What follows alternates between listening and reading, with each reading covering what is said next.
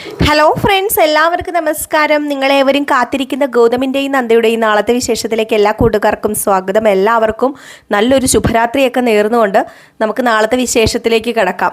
അങ്ങനെ ഏതായാലും നമ്മുടെ പിങ്കിയുടെ കുതന്ത്രങ്ങൾ വിജയത്തിലേക്ക് പോവുകയാണോ എന്നൊരു ചെറിയ സംശയം തോന്നും നമുക്കൊക്കെ. കാരണം വേറൊന്നുമല്ല, നമ്മുടെ ഗൗതമും അർജുനും തമ്മിൽ ഒരു തമ്മിത്തല്ല് ഉണ്ടാകാൻ പോവുകയാണ്. അപ്പോൾ നിങ്ങളിന്ന് ജനറൽ പ്രമേയമല്ല, പ്രമോയും അതുപോലെ ഫുൾ വിശേഷമൊക്കെ കണ്ടിട്ട് കാത്തിരിക്കുകയാണല്ലേ. ഇനിയിപ്പോൾ നാളെ എന്തൊക്കെയാണ് സംഭവിക്കാൻ പോവുക? നമ്മുടെ നന്ദ കോളേജിൽ പോകുമോ, അതോ ഇനിയിപ്പം ഗൗതം തടയുമോ? ഗൗതം തടഞ്ഞിട്ടും നന്ദ ഗൗതമിനെ ധിക്കരിച്ച് പോയി കഴിഞ്ഞാൽ എന്തായിരിക്കും സംഭവിക്കുക? അപ്പം അതുമല്ല, നമ്മുടെ ഗൗതമും അർജുനും തമ്മിലുള്ള ആ ഒരു വലിയ വഴക്ക്, അതിന് തുടക്കം കുറിക്കുന്ന ദിവസം കൂടിയാണ് നാളെ.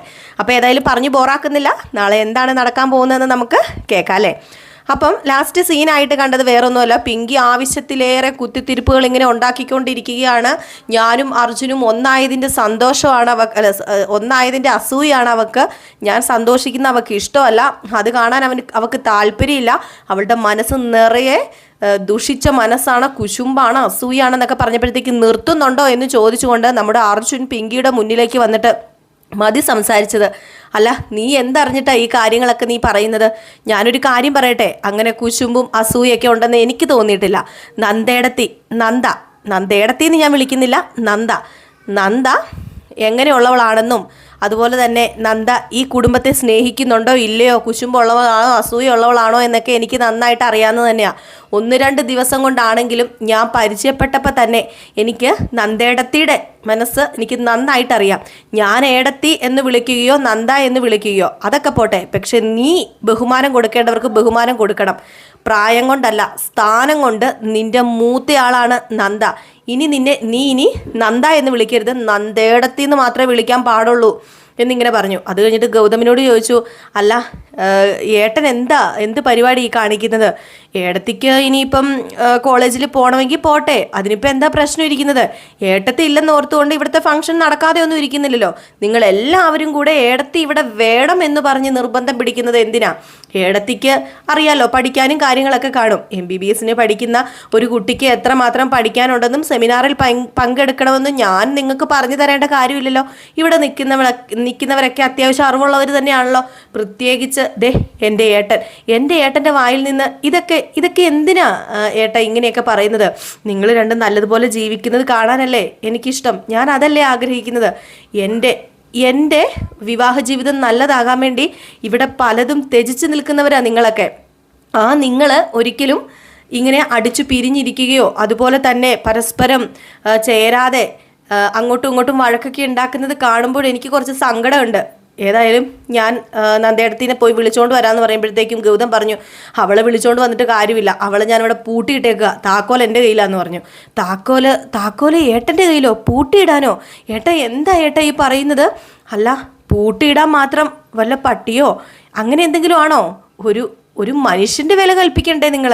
എന്തുവാ ഏട്ടാ ഇത്? ഞാൻ സമ്മതിക്കില്ല. ആ താക്കോൽ ഇങ്ങ് തരാൻ പറഞ്ഞിട്ട് നമ്മുടെ ഗൗതമിൻ്റെ കയ്യിൽ നിന്നും ആ താക്കോൽ മേടിച്ചുകൊണ്ട് നേരെ നന്ദയുടെ അടുത്തേക്ക് ചെല്ലുകയാണ്. ഏതായാലും നന്ദ ഇതേ സമയം അവിടെ ഇല്ല.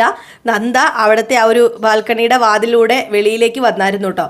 അങ്ങനെ ഇവരെല്ലാവരും കൂടെ പുറകെ പോകണം. നമ്മുടെ അർജുൻ പോകുന്നു, അതിൻ്റെ പുറകെ നമ്മുടെ പിങ്കി പോകുന്നു, ബാക്കി എല്ലാവരും വാലയെ തൂങ്ങി പോവുക. അങ്ങനെ ചെന്ന് ഡോറ് തുറന്നു. അതിൻ്റെ ഇടയ്ക്ക് ഗൗതം പറയുന്നുണ്ട്, വേണ്ട, നിന്നോടാ ഞാൻ തുറക്കരുതെന്ന് പറഞ്ഞതെന്ന് പറഞ്ഞപ്പോൾ, ഇല്ല, ഇവിടെ ഒരു മനുഷ്യജീവിനെ അങ്ങനെ പൂട്ടിയിടാനൊന്നും ഞാൻ സമ്മതിക്കില്ല. ഇത് സത്യം പറഞ്ഞു കഴിഞ്ഞിട്ടുണ്ടെങ്കിൽ ഒരു പോലീസുകാരന് നിരക്കാത്ത പരിപാടിയാണ് ഏട്ടൻ ചെയ്യുന്നത്. ഇതെന്താ സ്വാതന്ത്ര്യം ഇല്ലേ ഇവിടെ? ഒരാൾക്ക് ഒരു വ്യക്തി സ്വാതന്ത്ര്യം ഇല്ലേ എന്നൊക്കെ പറഞ്ഞുകൊണ്ടാണ് നമ്മുടെ അർജുൻ പോയി വാതിൽ തുറക്കുന്നത്. അങ്ങനെ അർജുൻ ചെല്ലുന്നു, വാതിൽ തുറക്കുന്നു. വാതിൽ തുറന്നപ്പോൾ എല്ലാവരും കൂടി ഇങ്ങനെ അന്തം വിട്ട് നിൽക്കുകയാണ്. നമ്മുടെ നന്ദേനെ അവിടെ കാണുന്നില്ല. അപ്പോഴത്തേക്കും, അല്ല ഏട്ടൻ നന്ദേനെ ഇവിടെ പൂട്ടിയിട്ടേക്കുക എന്ന് പറഞ്ഞിട്ട് നന്ദേനെ കാണുന്നില്ലല്ലോ എന്ന് പറഞ്ഞു. അപ്പോഴത്തേക്കാണ് നമ്മുടെ ഗൗതം പറഞ്ഞ്, ഞാൻ ഇവിടെ തന്നെയാണ് പൂട്ടിയിട്ടത് എന്ന് പറഞ്ഞിട്ട് അകത്തേക്ക് കയറി ചെല്ലുമ്പോഴത്തേക്കും അവിടുത്തെ വാതിൽ തുറന്ന്, അതായത് അതിൻ്റെ ഓപ്പോസിറ്റ് ആ ഒരു കോർണറിലെ വാതിൽ തുറന്ന് കിടക്കുന്നത് ഇവർ കാണുകയാണ്. അപ്പോൾ ഇത് കണ്ട ഉടനെ പിങ്കി പറഞ്ഞ്, എന്തായി ഇപ്പം? എങ്ങനെയായി ഇപ്പം? അല്ല ഗൗതം എന്താ വിചാരിച്ചത്? നന്ദേനെ ഇവിടെ പൂട്ടിയിട്ടിട്ട് വരാന്നല്ലേ? അവൾ ആരാണെന്നേ നിങ്ങൾക്കിപ്പോൾ മനസ്സിലായില്ലേ? പ്രത്യേകിച്ചും എൻ്റെ കെട്ടിയോന് മനസ്സിലായില്ലേ? അവള് ഈ വഴി ചാടി അവൾ കോളേജിൽ പോയിട്ടുണ്ട്. അവൾ എത്തേണ്ട സ്ഥലത്ത് ഇപ്പോൾ എത്തിക്കാണും. വെറുതെ എന്തിനാ?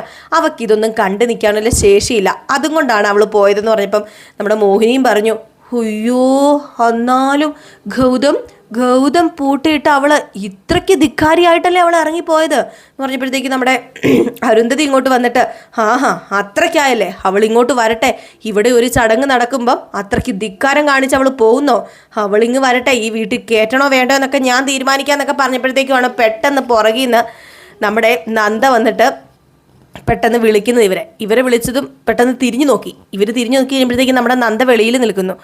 വെളിയിൽ നിൽക്കുന്ന നന്ദേനെ കണ്ടിട്ട് ലക്ഷ്മി ആദ്യം വന്നത്. ലക്ഷ്മി എന്നിട്ട് മോൾക്ക് എന്താ പറ്റിയത്, മോളെന്താ സംഭവിച്ചത് മോളെ എന്നൊക്കെ ചോദിച്ചുകൊണ്ട് ഇങ്ങനെ ചെല്ലുകയാണ്. അപ്പോൾ ലക്ഷ്മി എന്നപ്പോഴത്തേക്കും അമ്മേ ഞാൻ ഒന്നും ചെയ്തില്ല, ഞാൻ ഒരു തെറ്റും ചെയ്തില്ല. പിന്നെ പലതും കണ്ടും കേട്ടും ഞാനിവിടെ നിൽക്കണമെന്ന് നിർബന്ധം പിടിക്കുന്നത് എന്തിനാണെന്ന് എനിക്ക് നന്നായിട്ടറിയാം. ഇവിടെ ഈ ഒരു ഫംഗ്ഷൻ വെക്കുന്നത് തന്നെ അത് ആരുടെയും സന്തോഷം കാണാനല്ല, എൻ്റെ സങ്കടം കാണാൻ, എന്നെ കളിയാക്കാൻ, എന്നെ അസൂയപ്പെടുത്താൻ. ഇതിലൊന്നും അസൂയപ്പെടേണ്ട കാര്യം ഈ നന്ദക്കില്ല.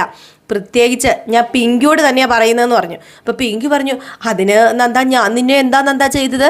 എൻ്റെ ഭർത്താവിനെ കൊണ്ടു തന്നത് നീ എൻ്റെ ഭർത്താവിനെ കൊണ്ടു തന്നത് ഞാനും എൻ്റെ ഭർത്താവും സന്തോഷത്തോടെ ജീവിക്കുന്നത് കാണാനല്ലേ?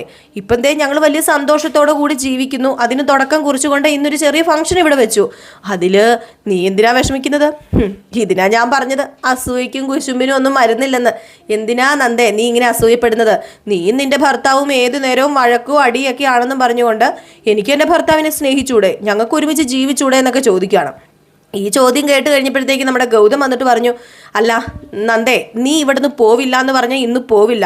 ഈ ഗൗതമാ പറയുന്നത്, എന്നെ ധിക്കരിച്ച് നീ ഇവിടുന്ന് പോയി കഴിഞ്ഞാൽ പിന്നെ സംഭവിക്കാൻ പോകുന്നത് നീ പ്രതീക്ഷിക്കാത്ത കാര്യമായിരിക്കും എന്ന് പറഞ്ഞു. അപ്പോഴത്തേക്ക് നമ്മുടെ നന്ദ പറഞ്ഞു, ആണോ എങ്കിൽ പിന്നെ ഞാൻ ഇവിടുന്ന് പോയിട്ടേ ഉള്ളൂ.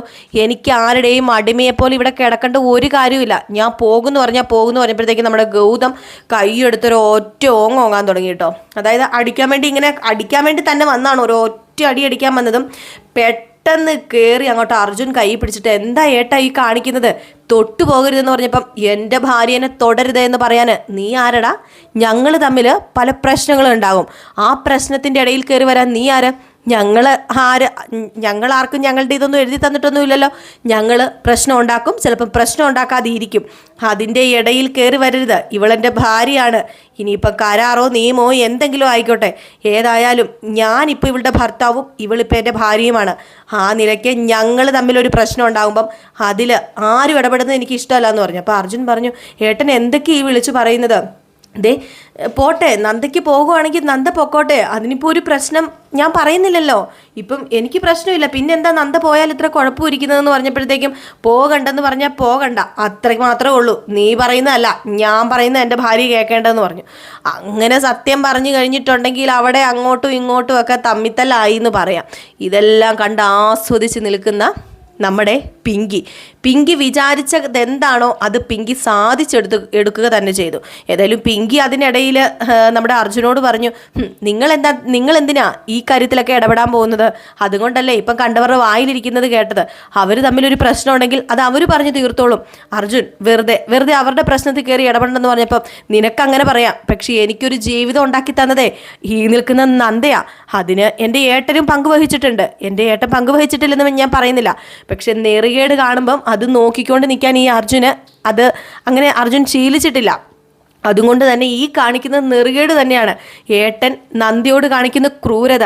ഒരാളുടെ വ്യക്തി സ്വാതന്ത്ര്യത്തെ ചോദ്യം ചെയ്യുന്നു. എന്തിന് എല്ലാവരും കൂടെ ഇങ്ങനെയിട്ട് ഒരാളെ പിച്ച് ചീന്താൻ നോക്കുന്നത് എന്തിനാ? എല്ലാവരും കൂടെ ചെന്ന് ഒരാളെ തോൽപ്പിക്കാൻ നോക്കുന്നത് എന്തിനാ?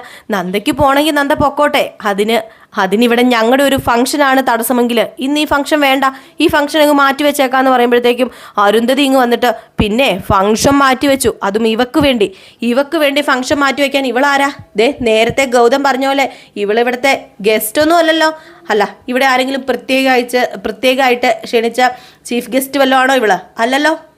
ഇവിടത്തെ ഒരംഗമാണെങ്കിൽ ഇവിടെ നടക്കുന്ന ചടങ്ങിന് അവൾ പങ്കെടുത്തിരിക്കണം, അതേ എനിക്കും പറയാനുള്ളൂ എന്ന് പറഞ്ഞു. ഏതായാലും നമ്മുടെ നന്ദ ആരാ സാധനം, നന്ദ ഇത് വല്ലതും കേൾക്കുമോ? നന്ദയ്ക്ക് കലി വന്നിട്ട് നന്ദ പറഞ്ഞു എനിക്ക് പോകണം എന്ന് പറഞ്ഞാൽ എനിക്ക് പോകണം, ഞാൻ പോകും. അല്ലെങ്കിൽ പിന്നെ ഞാൻ ഇവിടെ നിൽക്കാം, എന്തിനാ ഞാൻ ഇവിടെ നിൽക്കേണ്ടത്? അതും കൂടെ ഒന്ന് പറഞ്ഞതാ. ഇത്രയും പ്രശ്നമൊക്കെ ഇവിടെ ഞാനല്ല ഉണ്ടാക്കിയത്, ഗൗതം സാറല്ലേ ഉണ്ടാക്കിയത്. ഈ പ്രശ്നത്തിന് ഇനി ഞാൻ ഇവിടെ നിന്ന പരിഹാരമാവോ? ഈ നല്ലൊരു ചടങ്ങ് കുളവാക്കിയത് ആരാ? അതുമല്ല, ഇന്നലെ ഉണ്ടല്ലോ പിങ്കി എന്നെ വന്ന് വിളിക്കാൻ വന്നു. പിങ്കി എന്നെയല്ല വിളിക്കാൻ വന്നത്, അതും ഗൗതം സാറിനെയാണ്. അതും അവിടെ വെച്ച് പറഞ്ഞ ഓരോ വാക്കുകൾ ഇപ്പോഴും എൻ്റെ മനസ്സിൽ കിടപ്പുണ്ട്. പ്രത്യേകിച്ച് ഇവള് പറയുന്നതെല്ലാം എന്താണ് ഏതാണെന്ന് എനിക്ക് നന്നായിട്ടറിയാം. എന്നെ കാണിക്കാൻ വേണ്ടിയും മാത്രമുള്ള വെറും ഒരു നാടകം ഇവളുടെ. അല്ലാതെ ഇവൾ ഒരിക്കലും ഇവള് ഒറിജിനൽ എന്നല്ല പറയുന്നത് കേട്ടോ, നമ്മുടെ ലാംഗ്വേജ് ഇടയ്ക്ക് കയറി വരുന്നതാണ്. ഇവള് ഒരിക്കലും ആത്മാർത്ഥമായിട്ട് അർജുനെ സ്നേഹിച്ചിട്ടല്ല എന്നൊക്കെ പറഞ്ഞ് അങ്ങോട്ടും ഇങ്ങോട്ടും അടിയും വഴക്കും ഒക്കെയാണ്. ഏതായാലും നമ്മുടെ നന്ദ പോകുന്നുണ്ട്. ഏതായാലും നന്ദ പോയി കഴിഞ്ഞാൽ എന്താകും ഏതാവും എന്നൊക്കെ പറയാതെ തന്നെ നിങ്ങൾക്ക് അറിയാമല്ലോ. ഏതായാലും നന്ദ ഇതിനൊക്കെ ഒരു പരിഹാരം കണ്ടുപിടിക്കാതിരിക്കത്തില്ല.